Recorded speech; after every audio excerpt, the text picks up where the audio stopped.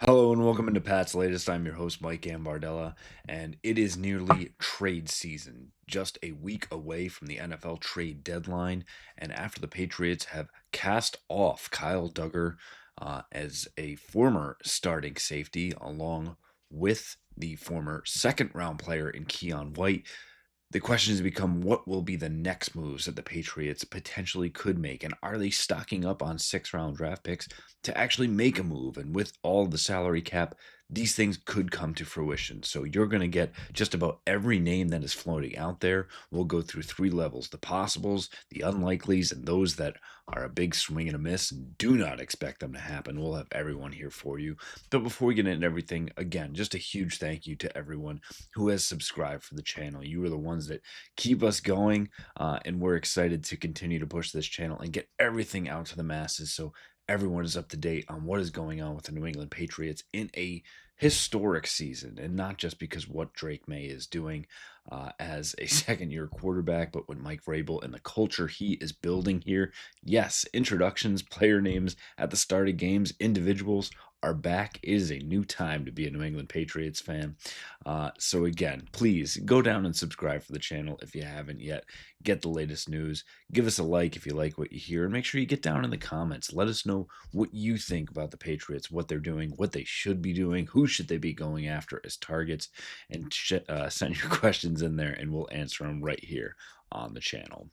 Before we get into all of the trades, the Patriots have actually signed a running back, and while Travion Henderson had that big game, 10 rushes for 75 yards.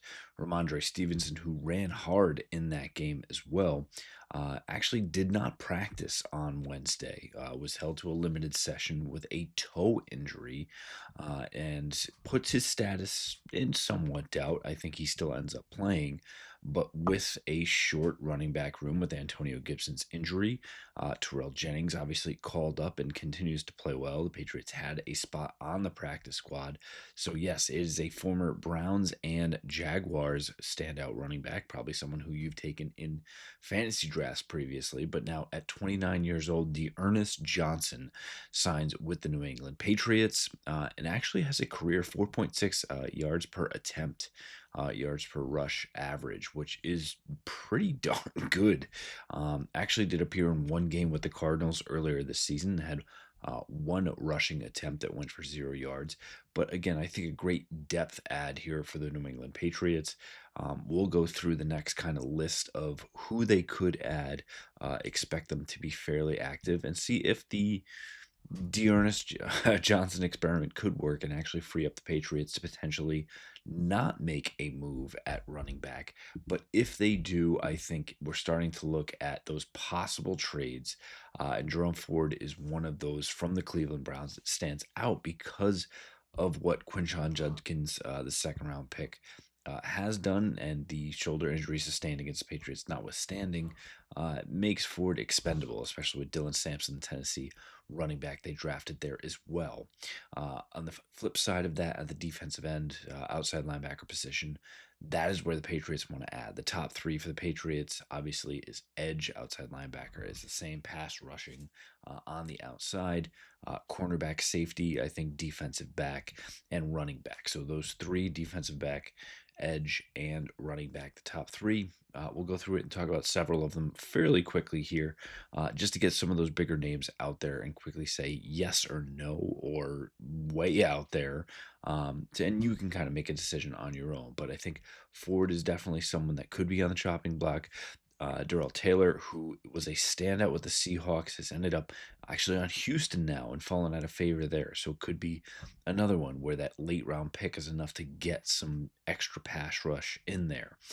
Jacoby Myers continues to make his case to the Las Vegas Raiders that he wants to be traded, maybe a little bit more because they want a third, fourth round pick to make the Jacoby Myers trade go through. I think Josh McDaniels will love to see him back, but it could be a little too rich. If the Patriots are going more interior on the defensive line, Calais Campbell is someone who could actually be available. Logan Wilson, the Cincinnati linebacker, has already requested a trade. A.D. Mitchell, the second-year wide receiver for the Indianapolis Colts, has fallen out of extreme favor. And I think if a team was willing to give up a fourth or maybe fifth round pick, they could be willing to make a move if the Patriots were looking to add a little bit more at the wide receiver position as well.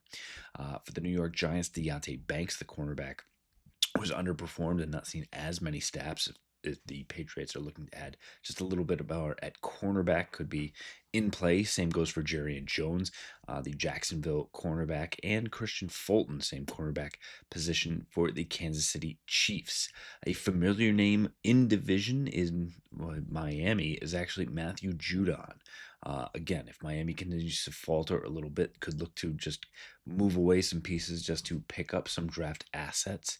And then if looking at the wide receiver and offensive side of the ball, from the Minnesota Vikings, Jalen Naylor, who is really falling behind Justin Jefferson and Jordan Addison, and with the draft pick of Ty Fulton, along with Adam Thielen being there, falling to fifth on the depth chart if the Patriots want to continue to stack that wide receiver position.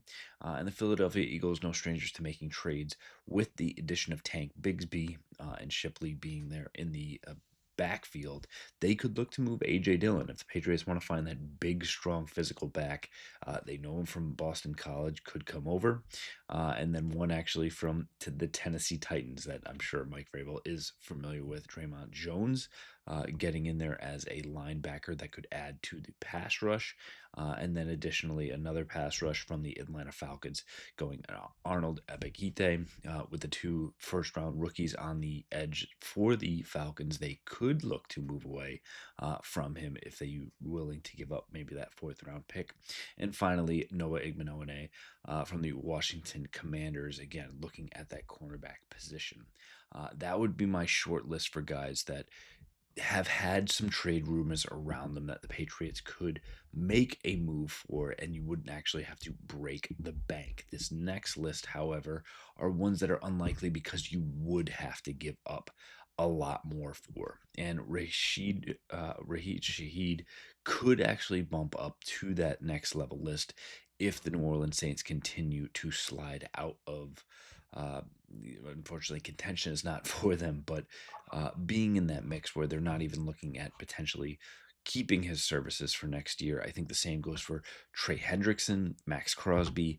Both teams would be needing to move heaven and earth to make those things happen. But again, if the Patriots wanted to give up a first or second rounder, I think they would say yes. It just probably goes a little past what the Patriots have a comfort level for.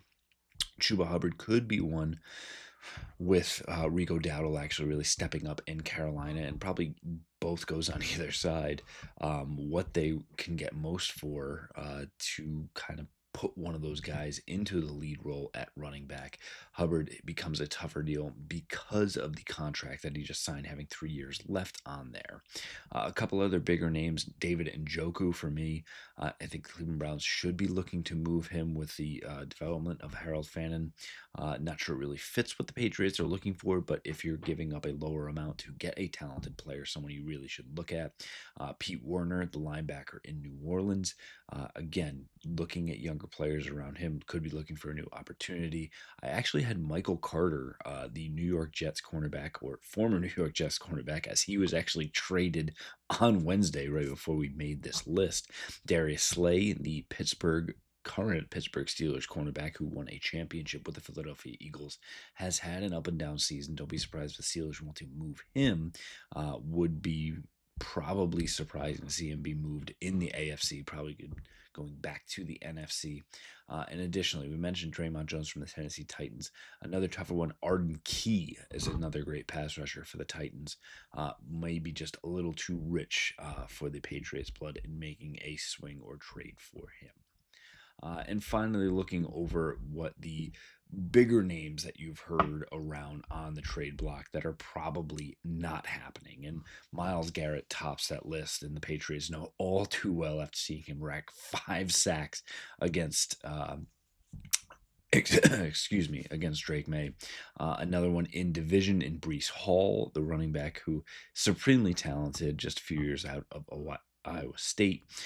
Isaiah Davis and Braylon Allen actually populating that backfield as well and making Brees available. But I think that goes again, not wanting to trade, let alone in conference, but especially in division. A couple from the Arizona Cardinals. So keep close eye on the Monday night game against the Dallas Cowboys as Buda Baker, the extremely talented safety who is approaching his age 30 season, and Zaven Collins, the extremely talented linebacker. So two defensive players that I think the Patriots could absolutely be after and be perfect fits. But again, just too rich, and I don't know if Arizona is willing to move on from them as well. And same thing happening with the Miami Dolphins with Matthew Judon. The higher end of that would be Jalen Phillips or Bradley Chubb, who are, again, great pass rushers, but don't expect them to move in division and also would command probably more than anybody else because they don't want to do that. And you would have to overpay to make that happen. We mentioned Rashid Shaheed. Chris Olave is the other side of that coin. Again, probably a more talented player, perhaps more of an injury risk. But again, you would have to give up a lot to make that happen. Perhaps there's just a little too many unknowns around him for that. And then the last two for the list are defensive end from the New York Giants, Kayvon Thibodeau, who was just selected in the top 10 just a couple of years ago.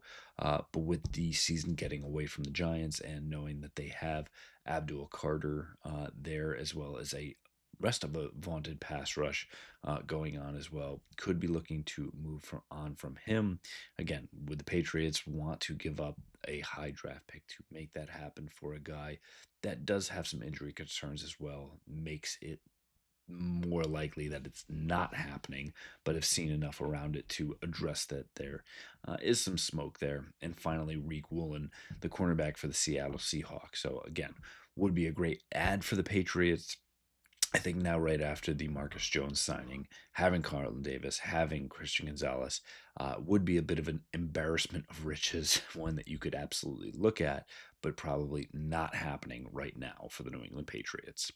That's a lot of names we just threw out there, but again, rewind, go back and check it out again so you know it can list out everyone that we've talked about. Again, if there's questions, if you think there are ones we should look at, throw them down in the comments. We will come on everyone and say yes, no, and why this is or isn't happening. And again, we've got just a few days to that trade deadline, and the Patriots having roster spots, having salary cap, and now having draft capital to get things done could be a very interesting time for the Pats. So we'll continue to have it all for you right here. Again, thank you for those who do subscribe to the channel. If you haven't yet, please go down and do so. Give us a like if you liked what you hear, and go back and check out all of our old episodes so you know exactly what's going on with your New England Patriots. We'll continue to have it all for you right here. Fight on, Foxborough.